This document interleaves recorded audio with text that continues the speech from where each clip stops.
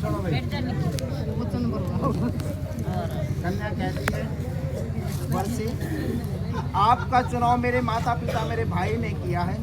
आपको देखकर वो आप पसंद आए हैं, तो मेरा विवाह आपके साथ किया गया है। यहाँ पर जो भंडारा लगागा, जो सतपकवानी बनाई गई है, उसको मुझसे रिश्तेदार प्रसन्न हुए हैं, मेरे हमारा परिवार, हमारे करीबी परिवार प्रसन्न हुए हैं। लेकिन मैं आपके वांग अंग आने से पहले आपसे 7 वचन चाहती हूँ। आप ये 7 वचन पूरा करें तो मैं आपके वांग अंग आऊँ। पहला वचन क्या कह रही है? यदि आप बेटे ध्यान से सुने, यदि आप अपने घर में कोई भी यज्ञ हवन हव्य दान करवाते हैं। हव्य दान क्या होता है बाबू जी, पता ही होगा आपका। तो हव्य दान और हव्य दान होता है बेटे, हवन करवा दिया और हमने कोई दान कर दिया। कव्य दान क्या होता है? जो पितरों के निमित्त हमने पिंड दान वगैरह करवाए हैं, तो उसे कव्य दान।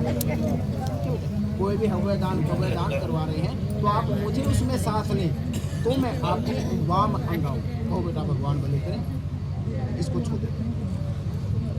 दूसरे, कोई भी आप दान करते हैं किसी मंदिर में या कोई भी गौदान करते हैं, तो उसमें आप मेरी सम्मति लें, तो मैं आपकी वाम अंग आती हूँ। तो ये भगवान भले करें। तीसरे वचन में कह रही है 3 अवस्थाएं होती हैं, बाल, युवा और वृद्ध अवस्था। बाल तो इन्होंने अपने पिता के घर में गुजारी।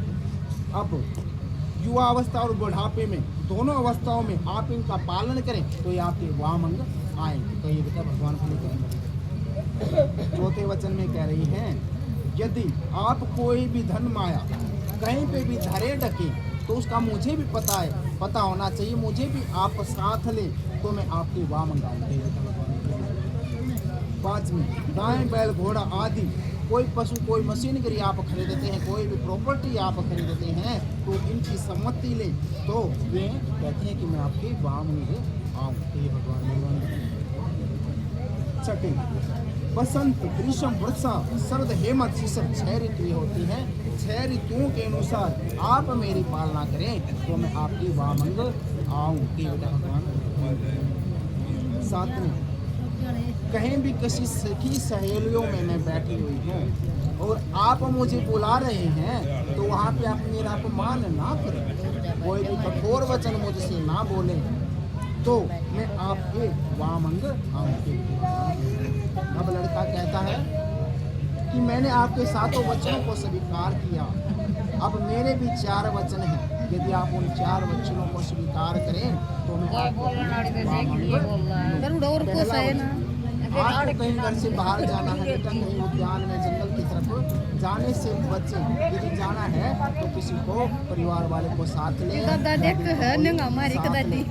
वचन आप स्वीकार करते हैं तो ये कहते हैं कि मैं आपको वाऊंगा।